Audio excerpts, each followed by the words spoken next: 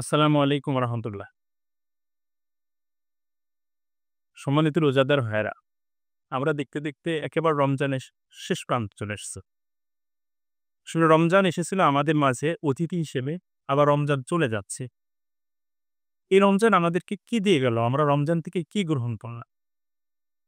রমজান হলো সিয়াম সাধনার মাস। এ মাসে দিনের বেলায় আমাদের ৩ টি কাজ করা আমাদের জন্য বিরত থাকতে বলা হয়েছে। ১ নম্বর হলো খাওয়া, পান করা এবং স্ত্রী সহবাস করা। যার মাধ্যমে আল্লাহ তাআলা আমাদেরকে হারাম এবং মাকরুহ কাজ থেকে বিরত থাকার একটা সিগন্যাল দিয়েছি। আর এটাই হলো তাকওয়া। যে যেখানে একটা নির্দিষ্ট সার্টেন পিরিয়ড এর জন্য আল্লাহ পাক রব্বুল আলামিন আমাদেরকে ৩ টা হালাল কাজ থেকে বিরত থাকতে বলেছেন। সেখানে হারাম কাজের ধারে কাছে যাওয়া যাবে না। এটাই হলো রমজানের শিক্ষা। দেখেন, রমজান মাসে দুপুরের পরে আমরা প্রচন্ড ক্ষুধার্ত থাকি, পিপাসিত থাকি। ঘরে সুস্বাদু খাবারও থাকে, ঠান্ডা শরবত, পানীয় থাকে। কিন্তু আমরা কিন্তু কেউ সেটা গ্রহণ করে কেন করি না? আল্লাহ তাআলার অর্ডার এখনো হয়নি।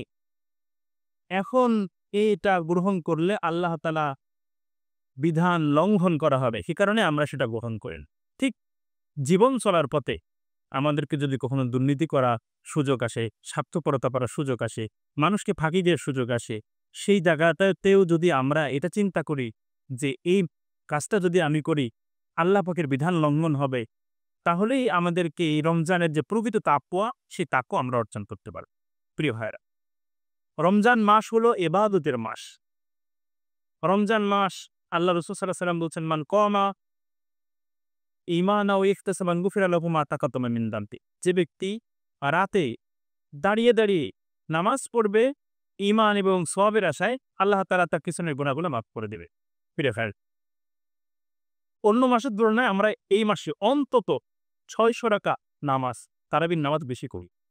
সেহরির সময় উঠে তাহাজ্জুদ পড়ি, অন্যান্য নফল ইবাদত আরো বেশি করি। আর এটা হলো আমাদের আগামী বছর চলার ক্ষেত্রে একটা শ্রেষ্ঠ প্র্যাকটিস।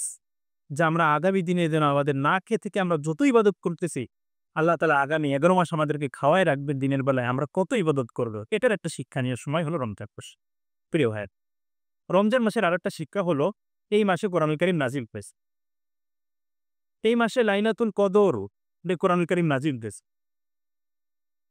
যেই দিন ইবাদত করলে ১,০০০ মাসের চাইতে বেশি সওয়াব দান করা হয় এবং অসংখ্য বনি আদমকে ক্ষমা করে দেওয়া হয়। এটা হলো কোরআনের বরকত। এজন্য আমাদেরকে কোরআনের বরকত ছাড়া যাবে না। কোরআনকে বেশি আঁকড়ে ধরতে হবে। এই মাস হলো কোরআন প্রতিষ্ঠান মাস। এ মাসে আল্লাহ পাক রব্বুল আলামিন কোরআন কারীম অবতীর্ণ করেছেন। তার হাবিব মুহাম্মদ রাসূলুল্লাহ সাল্লাল্লাহু আলাইহি ওয়াসাল্লাম তা বাস্তবায়ন করেছেন। ২য় হিজরিতে বদরের প্রান্তরে ১৭ই রমজান যুদ্ধ করে বিজয় অর্জন করেছেন। ৮ম হিজরিতে ১৯ রমজান মক্কা বিজয় করেছেন। তার মানে এই মাস শুধু আত্মশুদ্ধির মাস নয়, বরং এই মাস রাষ্ট্রশুদ্ধির মাসও, এবং এই মাস কোরআন প্রতিষ্ঠান মাস। প্রিয় ভাইয়া, এই রমজানের আমাদের আরেকটা শিক্ষা হলো, রমজান মাস হলো একটা সামাজিক ভিত্তি স্থাপন করার মাস। এ মাসের অন্যতম একটা বিধান হলো সদকার ভিতর আদায় করা। এই সদকার ভিতর আদায় করার মাধ্যমে আমাদের একটা মোক্ষম সুযোগ আসে যে দরিদ্র মানুষের না খেয়ে থাকার যে কষ্ট, এই কষ্ট উপভোগ যেরকম আমরা সারাদিন না খেয়ে থেকে করি, আবার এই দরিদ্র মানুষগুলোর সাথে ইফতারিতে পারস্পরিক সহমর্মিতা বাড়ায় এই মাস। আবার সদকায়ে ফিতর আদায় করে আমরা ঈদের সময় সকলেই মিলেমিশে আমরা ঈদ উদযাপন করি। এটা সামাজিক ভিত্তির একটা মাস। এই মাস হলো অর্থনৈতিক ভারসাম্য বা শুদ্ধিতা মাসই। রমজান মাসে আমরা আমাদের সমুদয় সম্পত্তির হিসাব করে শতকরা ২.৫% যাকাত দিয়ে থাকি, যার মাধ্যমে দরিদ্র অসহায় শ্রেণী অর্থনৈতিকভাবে স্বাবলম্বী হয় এবং সমাজের নিম্নবর্গ উচ্চবর্গের ভেদাভেদ বলে সমাজে একটা সাম্যতা প্রতিষ্ঠিত হয়। এই রমজান মাস হলো তাকওয়া অর্জনের মাস। মূলত রমজান হলো তাকওয়া অর্জনের মাস। কিন্তু তাকওয়া কোন পর্যায়ে অর্জন করতে হবে তা আমরা অনেকেই ভুলে যাই। তাকওয়া ব্যক্তি তথা আত্মশুদ্ধি অর্জন করা খুবই জরুরি। প্রিয় ভাইয়া, এই রমজান মাসে আমরা আপনাদের কাছে সবিনয় অনুরোধ জানাবো যে আমল করা শুরু করেছেন ওই আমলটা ছেড়েন না। যারা নামাজ পড়তেন না, নামাজ ধরেছেন, তারা আমলটা ছেড়েন। যারা কোরআন তেলাওয়াত করতেন না, কোরআন তেলাওয়াত করা শুরু করেছেন, তারা কোরআন তেলাওয়াত ছেড়েন না। যারা দাড়ি রাখতেন না, দাড়ি রাখা শুরু করেছেন, তারা দাড়ি আর কাটেন না। যারা অন্যায় কাছ থেকে ফিরে আসছিলেন, তারা অন্যায় ধরিয়েন না। এটাই রমজানের শিক্ষা। রাসূল করিম সাল্লাল্লাহু আলাইহি ওয়াসাল্লাম কে আল্লাহ পাক রব্বুল আলামিন সূরা নাহলে 92 নম্বর আয়াতে আল্লাহ পাক রব্বুল আলামিন বলছেন, ওয়ালা তাকুনু কাল্লাতী নাকাযাত, তোমরা কি ওই মহিলার মতন হইও না যে মহিলা সারাদিন সুতা পাকাইতে পাকাইতে সন্ধ্যাবেলায় সেই সুতাগুলো ছেড়ে দেয়, তার পাক নষ্ট করে ফেলে। এই কারণে আমরা অনেক মুসলমানরা হতভাগা আছি, যারা আমরা রমজান মাসে দাড়ি রাখি, রমজান মাসে রোজা রাখি, রমজান মাসে নামাজ আদায় করি, রমজান মাসে জাকাত দিই, আবার রমজান মাস চলে গেলে আবার সুদ ঘুষের মধ্যে লিপ্ত হয়ে যায়, অশ্লীলতার মধ্যে লিপ্ত হয়ে যায়, নামাজ ছেড়ে দিই। তাদের অবস্থাটা এরকম যে গাছের অর্ধেক উঠে আবার নেমে যাওয়ার নৌকা। প্রিয় ভাইরা, রমজান মাসের অন্যতম শিক্ষা হলো গুনাহ থেকে বিরত থাকা।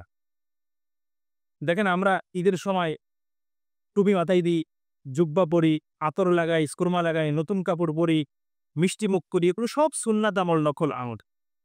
কিন্তু ঈদের দিন পর্দা পরা ফরজ আমল। আমরা অনেক ভাইরা ঈদের দিন আবার বেপর্দা হয়ে অশ্লীলতার মধ্যে ডুবে গিয়ে আমরা আমাদের সারা বছরের আমলগুলো নষ্ট করে দিই। এজন্য আমি আপনাদেরকে অনুরোধ জানাবো, আপনারা আপনাদের আমলগুলোকে নষ্ট করবেন না। ব্যক্তি সমাজ যেই সমাজে বসবাস করে, সমাজ কলুষিত হলে তা ব্যক্তির উপর প্রভাব পড়ে।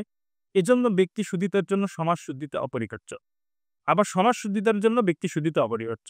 আর রমজান আমাদেরকে সেটাই শিক্ষা দেয়, যা আগামী 11 মাস বৈষম্যহীন রাষ্ট্র, সাম্যের সমাজ প্রতিষ্ঠার লক্ষ্যে জীবনের সকল স্তরে মহান প্রভুর গোলামীর মাধ্যমে আত্মশুদ্ধি অর্জনে নিজেকে নিয়োজিত করা, এটাই হলো রমজানের শিক্ষা। আল্লাহ পাক রব্বুল আলামিন যেন আমাদেরকে এই রমজানের শিক্ষাগুলো গ্রহণ করে আগামী 11টি মাস পথ চলার তৌফিক দান করে। আমিন।